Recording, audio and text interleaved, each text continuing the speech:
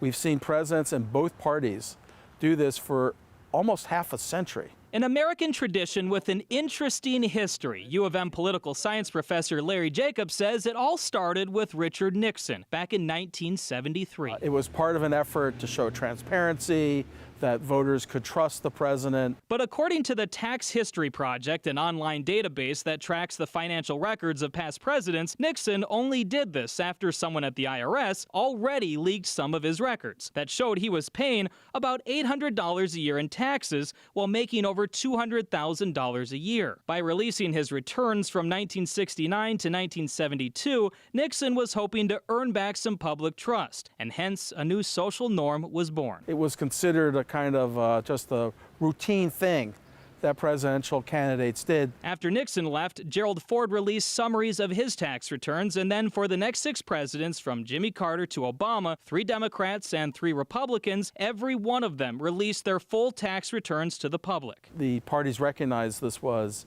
a necessary part of coming clean with Americans and showing that they pay their taxes too. That all ended with our current president, Donald Trump, who now finds himself in a tough spot that Jacobs says will serve as a cautionary tale to anyone who's even remotely interested in running for president. It is something I think we're going to see candidates going back to because Donald Trump suffered a very severe blow today from the Supreme Court. Essentially, the court is saying no one, including the President of the United States, is above the law. Gordon Severson, KARE 11 News.